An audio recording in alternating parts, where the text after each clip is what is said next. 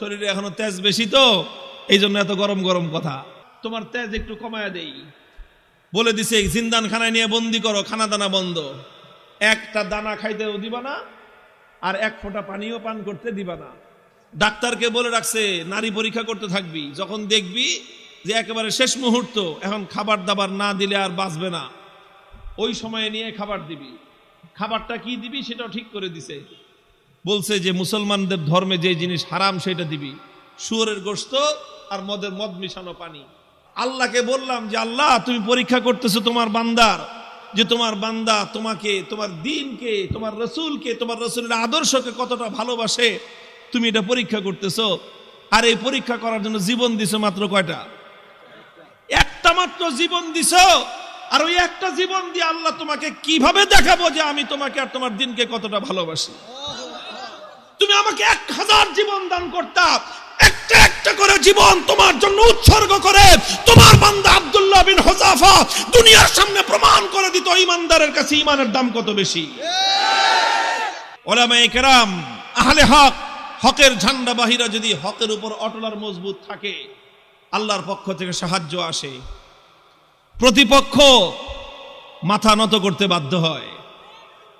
সাহাবী যুগের ছোট্ট একটা ঘটনার উদ্ধৃতি দিই। হযরতে আব্দুল্লাহ ইবনে হুযাফা রাদিয়াল্লাহু তাআলা আনহু, আল্লাহর নবীর একজন সাহাবী, তিনি এক যুদ্ধে নেতৃত্ব দিচ্ছিলেন একটা ছোট বাহিনীর। ঘটনাচক্রে রোম সম্রাট সে ওই বাহিনীটাকে গ্রেফতার করে ফেলল।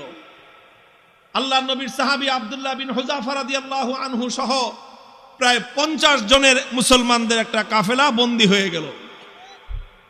এখন রোম সম্রাটের ইচ্ছা হলো মুসলমানের ঈমান পরীক্ষা করবে আর যে কোনো মূল্যে মুসলমানকে ইসলাম থেকে দূরে সরাবে।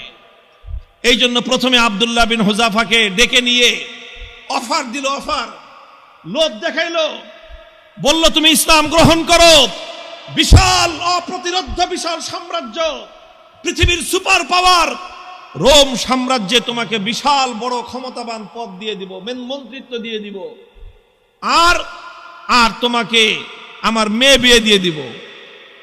পরবর্তীতে তুমি রাজবংশের নিয়ম অনুযায়ী দেখা যাবে তুমি সম্রাটও হয়ে যেতে পারো, বিশাল এলাকার দায়িত্ব তোমাকে এখনই দিয়ে দিব, কিন্তু শর্ত হলো তোমাকে তোমার ধর্ম এবং আদর্শ ছাড়তে হবে। এই কথা যখন বলেছে, আব্দুল্লাহ ইবনে হুযাফা রাদিয়াল্লাহু আনহু রাগে ক্ষোভে অগ্নিশর্মা হয়ে, কোন কোন বর্ণনার মধ্যে এসেছে রোম সম্রাটের দরবারে দাঁড়িয়ে রোমান সম্রাটকে তিনি লক্ষ্য করে বলেছেন, ইয়া কালবার রোম, হে রোমের কুকুর। রোমের সম্রাট যখন তাকে ধর্ম ত্যাগের, ইসলাম ত্যাগের পরামর্শ দিয়েছে, তখন তিনি রোম সম্রাটের রাজ দরবারে দাঁড়িয়ে সম্রাট বলে নয়, রোমের কুকুর বলে সম্বোধন করে বলেছেন, মুসলমানের ঈমান এত কম দামি জিনিস না। সম্রাট মনে করলো শরীরে এখনো তেজ বেশি তো এই জন্য এত গরম গরম কথা। এত গরম গরম কথা, তোমার তেজ একটু কমায়া দেই বলে দিছে, জিন্দান খানায় নিয়ে বন্দি করো, খানা দানা বন্ধ, একটা দানা খাইতেও দিবা না আর এক ফোঁটা পানিও পান করতে দিবা না। ডাক্তারকে বলে রাখছে নারী পরীক্ষা করতে থাকবি, যখন দেখবি যে একেবারে শেষ মুহূর্ত, এখন খাবার দাবার না দিলে আর বাঁচবে না, ওই সময়ে নিয়ে খাবার দিবি। খাবারটা কি দিবি সেটাও ঠিক করে দিছে, বলছে যে মুসলমানদের ধর্মে যে জিনিস হারাম সেটা দিবি, শুয়োরের গোশত আর মদ মিশানো পানি। ঠিক তাই হয়েছে। আব্দুল্লাহ বিন হুযাফা সহ না খেতে খেতে যখন মরণাপন্ন প্রায়, তখন একেবারে জীবন বাঁচানোর জন্য তাদেরকে খাবার দেওয়া হয়েছে। খাবার কি? শুয়োরের গোশত আর মদ মিশানো পানি। আব্দুল্লাহ বিন হুযাফা রাদিয়াল্লাহু আনহু চিন্তা করলেন, শরীয়তের মাসলা অনুযায়ী এই পরিবেশে জীবন বাঁচানোর জন্য সামান্য পরিমাণ শুয়োরের গোশত খাওয়া জায়েজ, জীবন বাঁচানোর জন্য। এটা তো আছে, ইল্লা ফামানিস্তুররা ফি মাখমাসাতিন গায়রা মুতাজানিফিল লিইসমিন ফাইন্নাল্লাহা গফুরুর রহিম। একজন মানুষ যদি এমন হয়ে যায় যে কোনো হালাল খাদ্য নাই, হারাম খাদ্য ছাড়া হালাল কোনো খাদ্য নাই, এখন না খেলে জীবন বাঁচবে না, সেই সময়ে জীবন বাঁচানোর জন্য সামান্য পরিমাণ হারাম খাদ্য গ্রহণ করা কি, এটা হলো মাসলা। কিন্তু উনি চিন্তা করলেন এখন তো শুধু হালাল হারামের প্রশ্ন না, এখন প্রশ্ন হলো মুসলমানের ঈমানের আত্মমর্যাদা বোধের প্রশ্ন। আজকে যদি আমি হারাম খাবার খাই তাহলে রোম সম্রাট বলবে দেখছি মুসলমানের ইমানের শক্তি কত দূর। এই সময় মাসলা ভিন্ন। এরকম পরিস্থিতি যদি কারো হয় তাহলে মাসলা ভিন্ন। খাবার খাওয়া হালাল জীবন বাঁচানোর জন্য, এটা যেরকম মাসলা, আর কেউ যদি হারাম খাবার না খেয়ে মৃত্যুকে আলিঙ্গন করে নেয় তাহলে সেই মৃত্যু হলো আফজালুস শাহাদা, সর্বশ্রেষ্ঠ শহীদি মরণ। আব্দুল্লাহ বিন হুযাফা চিন্তা করলেন এখন মাসলা দুইটা আছে, একটা হলো ফাঁক ফোকরের রাস্তা, আমি এখন হারাম খেয়ে জীবন বাঁচাতে পারি, আর একটা মাসলা কি, আমি যদি আমার জীবনকে উৎসর্গ করে দেই আমার একজনের জীবন যাবে কিন্তু কিয়ামত পর্যন্তের জন্য রোম সম্রাটের দরবারে ইসলামের ঝান্ডা সমুন্নত হয়ে যাবে। সম্রাট বলবে যে মুসলমানের ইমান বাপরে বাপ, জীবন যেতে পারে কিন্তু মুসলমান ইসলামের গৌরব ভুলুণ্ঠিত হতে দেয় না। তিনি খান নাই, লাথি মারছেন একটা, এক লাথিতে সমস্ত শুয়োরের গোশত আর মদের পাত্রগুলো ভেঙ্গে চূর্ণ বিচূর্ণ হয়ে গেছে। এখন সম্রাট ডাক্তারের কয় কিরে তুই না কইলি জীবন বলে বাঁচবে না, তেজ দিকে এখন অত। ডাক্তার কয় আমাদের ডাক্তারি মতে তো এত তেজ থাকার কথা না, এটা তো ডাক্তারি মতের তেজ না, এটা তো ইমানি তেজ। এই তেজ এটা শরীরের তেজ না, এটা রুহের তেজ। এটা শরীরের শক্তি নয়, এটা আত্মার শক্তি। যে ইমানদার আল্লাহর ইমান, আল্লাহর উপর আস্থা এবং ভরসাকে দুনিয়াদারদের সামনে মাথা উঁচু করে দাঁড় করাবার চেষ্টা করে, আল্লাহ পাক তার আত্মার মধ্যে অফুরন্ত শক্তি দান করেন। আব্দুল্লাহ বিন হুযাফা যখন এটা করলেন, এবার রোম সম্রাট বলে যে দুইবার খেললাম, দোনো খেলায় হারছি। দুইবার হলো না, প্রথমবার লোভ দিছে, জিতছে না হারছে। দ্বিতীয়বার খাওয়ান দাওয়ান বন্ধ করে টাইট দিছে, জিতছে না হারছে। এবার কয় ফাইনাল খেলা, খেলা হবে। কি খেলা? ফাইনাল খেলা হবে। কার সাথে?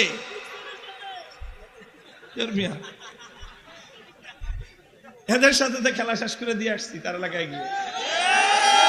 ওখানে কোনো খেলা নাই, এখানে তো অফার করেছি আসো, আমাদের দুয়ার সবার জন্য উন্মুক্ত, বন্ধুত্বের হাত প্রসার করে দিয়েছি আমরা। তোমরা ভুল করতে পারো, আমাদের দায়িত্ব হলো তোমাদের ভুল শুধরে দেয়া। রোম সম্রাটের সাথে খেলা হবে আব্দুল্লাহ বিন হুযাফার। একজন হলো সম্রাট, আর একজন তার একজন বন্দী, তার জিন্দানখানার কয়েদি, আর একজন সম্রাট। খেলা হচ্ছে ফাইনাল খেলা। রোম সম্রাট বলল এবার একদম দেখবো চূড়ান্ত যে ইমানের তেজ কোন পর্যন্ত হয়। যতজন বন্দী বিশাল বিশাল ড্যাগের মধ্যে পানি গরম করছে, ফুটন্ত গরম দাউ দাউ লেলিহান শিকার আগুন, সেই আগুনের মধ্যে ড্যাগ বসাইছে, বিশাল বিশাল ড্যাগ, খাজা বাবার ড্যাগের মতো। খাজা বাবার ড্যাগ দেখছেন? বাংলাদেশে আছে হলো শাহজালালের মাজারের ড্যাগ একটা আছে, ওটার মধ্যে বালতি নিয়ে নামে একজন সঙ্গ লাগায়া খিচুড়ি উঠাইতে, দেখেন নাই? এরকম বিশাল ড্যাগ, একটা মানুষ যেন আপাত মস্তক সেই ড্যাগের মধ্যে ডুবে যেতে পারে, এত বড় বড় ড্যাগ বানাইছে।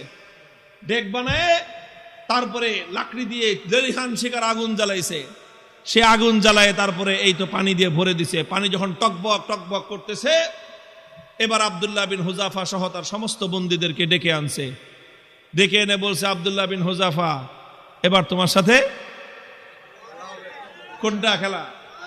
ফাইনাল। তোমাকে সর্বশেষ সুযোগ দিচ্ছি, তুমি দুইবার আমাকে ডিনাই করেছো, আমাকে অপমান করেছো, এবার লাস্ট সুযোগ তোমার জন্য।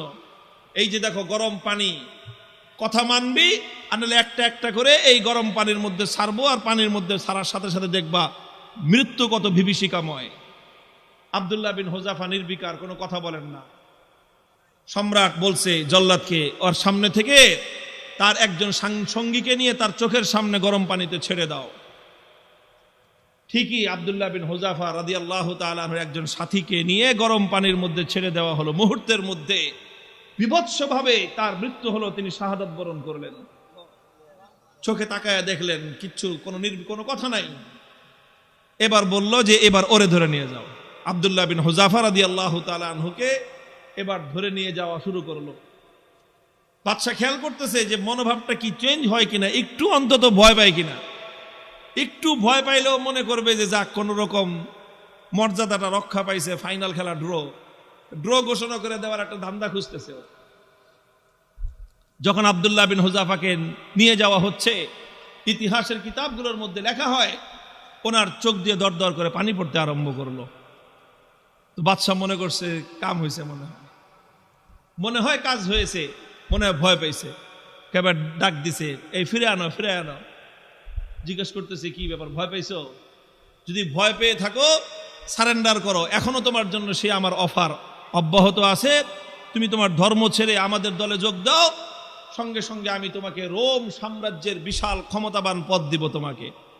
আর যদি না মানো তাহলে তোমাকে কিন্তু খালি চোখের পানি দেখে আমি ছাড়বো না, তোমাকে গরম পানির মধ্যে নিক্ষেপ করে নির্মমভাবে তোমাকে হত্যা করব।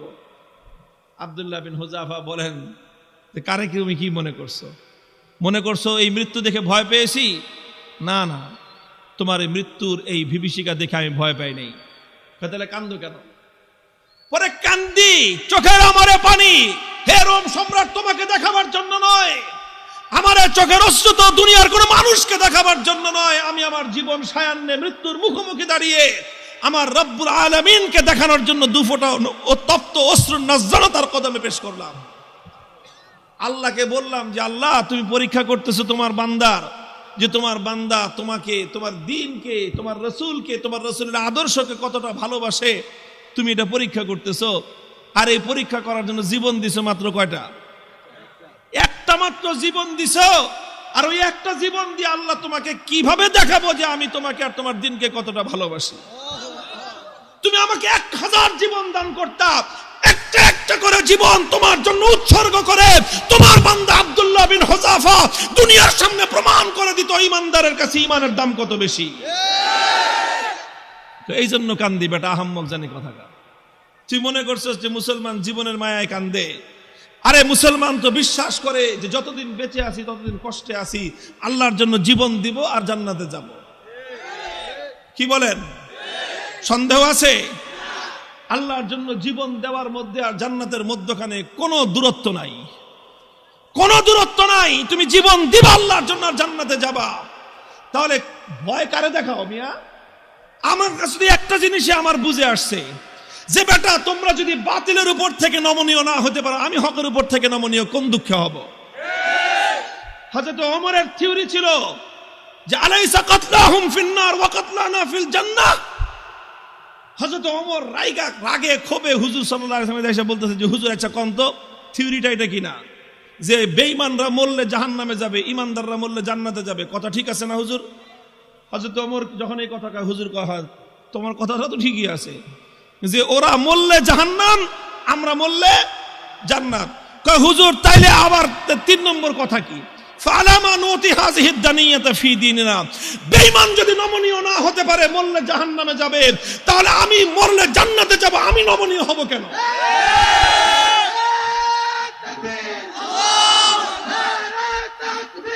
আল্লাহু আকবার। হুশিয়ার সাবধান,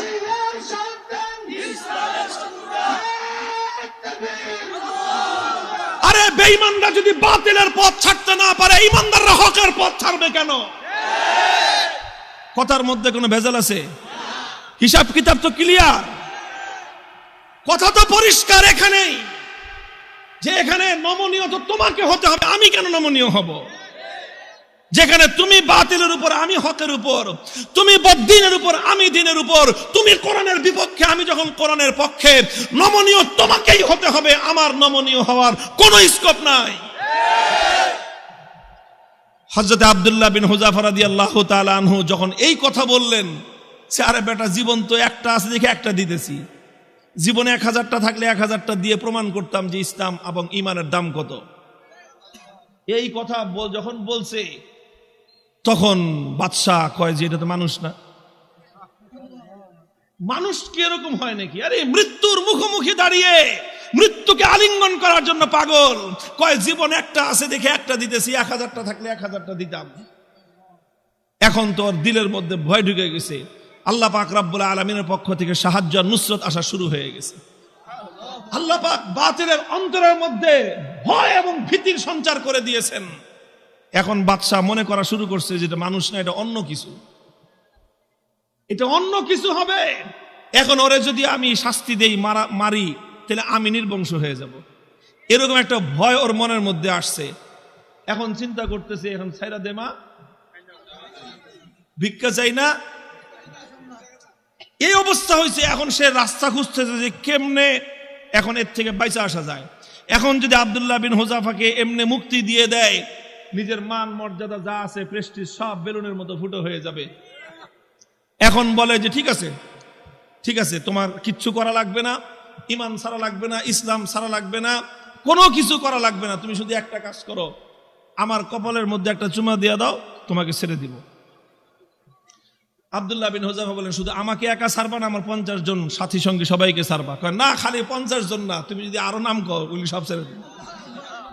তিনি চিন্তা করেন, আল্লাহর পক্ষ থেকে নুসরত আসছে, আল্লাহর পক্ষ থেকে সাহায্য এসেছে। আল্লাহ পাক একজন বন্দির সামনে একটা সম্রাটের মাথা নত করে দিয়েছেন। কুদরত কার হাতে? ফাইনাল খেলায় জিতছে কে? কে জিতছে? হযরতে রাসূলের সাহাবী জিতেছেন, সম্রাট পরাভূত হয়ে গেছে। কথা বলেন ঠিক না বেঠিক? তিনি চিন্তা করলেন যে আমার একটা কাজ, এই কাজের দ্বারা তো ইসলামের গৌরব নষ্ট হবে না, আর সঙ্গী সাথীদের জীবন বেঁচে যাবে। ঠিক আছে, তাও ওনার আত্মমর্যাদা এতটা বেশি যে সরাসরি কাফেরের কপালে চুম্বন দিবেন, আত্মমর্যাদায় বেঁধেছে। কাফেরের কপালে নিজের পাঞ্জাবির আস্তিন রাখছেন, আস্তিন দেখে নিজের পাঞ্জাবির হাতের উপর চুম্বন করেছেন। বাদশা কয়ে যেমনি হোক, সম্মানটা তো বাঁচছে আমার, কোন রকম তো বাঁচছে। আমি খালি বলতে পারলাম যে না না না, আমি হারি নাই, হুযাফার সাথে আমার একটা মিউচুয়াল আন্ডারস্ট্যান্ডিং হয়েছে, সেইভাবে কাম হয়েছে। বাস সব বন্দীদেরকে মুক্তি দিয়ে দিয়েছেন। এই খবর যখন খলিফা ওমরে ফারুক রাদিয়াল্লাহু তাআলা আনহুর কাছে গেছে, তিনি সাহাবায়ে কেরাম বড় বড় সাহাবীদেরকে নিয়ে অগ্রসর হয়ে আসছেন যে আব্দুল্লাহ বিন হুযাফাকে সংবর্ধনা দেওয়ার জন্য, যে আব্দুল্লাহ বিন হুযাফা, তুমি এবং তোমার 50 জন সঙ্গী আজ রোম সম্রাটের দরবারে আল্লাহর দ্বীনের ঝান্ডা যেভাবে সমুন্নত করেছো, আল্লাহর দ্বীনের গৌরব, মুসলিম জাতির মর্যাদা সমুন্নত করেছো, গোটা মুসলিম উম্মার দায়িত্ব আর কর্তব্য হয়েছে এখন তোমাকে সম্মান জানানো। এই জন্য আমি স্বয়ং খলিফা তোমাকে ইস্তেকবালের জন্য সামনে অগ্রসর হয়ে আসছি। মুহতারাম হাজিরিন, উলামায়ে কেরামকে বলি, আর আলেমদের সাথে যারা আছেন তাদেরকে বলি, হকের উপর অটল থাকতে হবে। জীবন যাওয়া না যাওয়াটা বড় প্রশ্ন নয়, বড় প্রশ্ন হলো আমার জীবনটা হকের পথে গেল কিনা। জীবনের শেষ মুহূর্ত পর্যন্ত ইসলামকে, আল্লাহর দ্বীনকে বিক্রি করে ব্যক্তিগত স্বার্থ উদ্ধার করা যাবে না। আল্লাহ পাক তৌফিক দান করেন, আমিন বলেন।